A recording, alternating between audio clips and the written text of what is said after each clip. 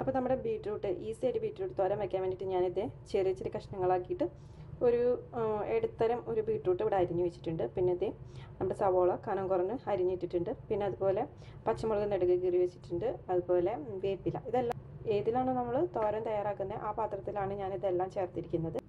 ഇനി ഇതിലോട്ട് നമുക്ക് ഒരു കൈപ്പിടി തേങ്ങ, നമ്മൾ ചിരവിയെടുത്ത തേങ്ങ അത് ഇതിലോട്ട് തന്നെ ചേർത്ത് കൊടുക്കുക. തേങ്ങയുടെ അളവ് കൂടുതൽ ഇഷ്ടമുള്ളവർക്ക് കൂടുതൽ ചേർക്കാം. ഇനി ഇതിലോട്ട് ആവശ്യത്തിന് ഉപ്പ് അതും ചേർത്ത് കൊടുക്കുക. പിന്നെ കുറച്ച് പച്ച വെളിച്ചെണ്ണ ഇപ്പോൾ ഒഴിച്ചു കൊടുക്കണം. നമ്മൾ കുറച്ച് മതി, അധികം വേണ്ട. കുറച്ച് പച്ച വെളിച്ചെണ്ണ ഒഴിച്ചു കൊടുക്കുക. അതിനുശേഷം നമുക്കിത് കൈ വെച്ച് തന്നെ നല്ല തിരുമ്മി യോജിപ്പിച്ചെടുക്കണം. നമ്മുടെ കൈ വെച്ച് തന്നെ നല്ല തിരുമ്മി എല്ലാം കൂടി യോജിപ്പിച്ചെടുക്കാം.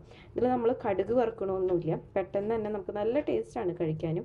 പിന്നെ മുളകിൻ്റെ അളവ് അധികം കൂടിപ്പോണ്ട. ബീട്രൂട്ടിലേക്ക് മുളക് കൂടിക്കഴിഞ്ഞ് കഴിഞ്ഞാൽ അത്രയും രസം ഉണ്ടാവില്ല. ഒരു ഇച്ചിരി ഇളം മധുരമായിട്ടുള്ള തോരൻ കഴിക്കാനാണ് രസം ഉണ്ടാവുക.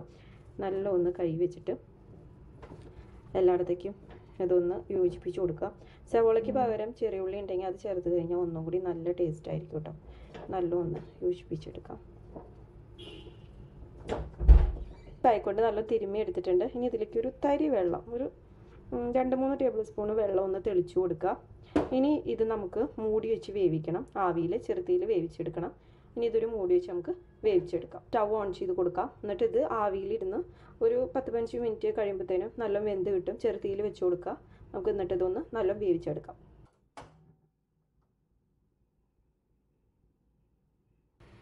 ഇതിപ്പോൾ മൂടി വെച്ചിട്ട് ഒരു 10 മിനിറ്റ് കഴിഞ്ഞിട്ടുണ്ട്. നമുക്കൊന്ന് തുറന്ന് നോക്കാം.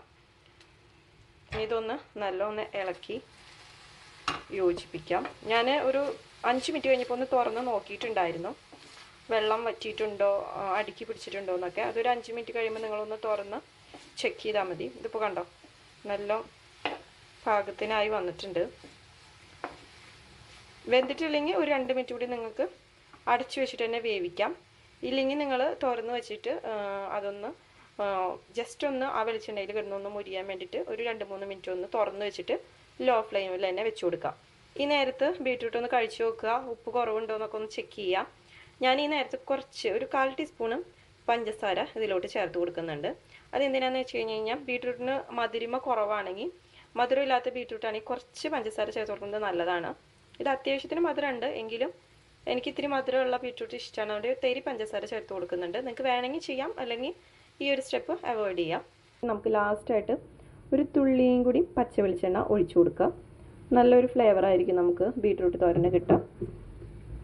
ഇത്രയേ ഉള്ളൂ. ഷടപടയിൽ തന്നെ നമ്മുടെ ബീട്രൂട്ട് തോരൻ റെഡി ആയിട്ടുണ്ട്. ഇതെല്ലാവരും ഒന്ന് ട്രൈ ചെയ്ത് നോക്കണം. നല്ല ടേസ്റ്റാണ്. പക്ഷേ ചട്ടിയിൽ കാണുന്ന കളറല്ല കേട്ടോ ഈ വീഡിയോ എടുക്കുമ്പോൾ കാണുന്നത്. അപ്പോൾ ഈ തോരൻ എല്ലാവരും തയ്യാറാക്കി നോക്കിയിട്ട് അഭിപ്രായം പറയാൻ മറക്കരുത്. നല്ല ടേസ്റ്റാണ്. അപ്പോൾ താങ്ക്സ് ഫോർ വാച്ചിങ്.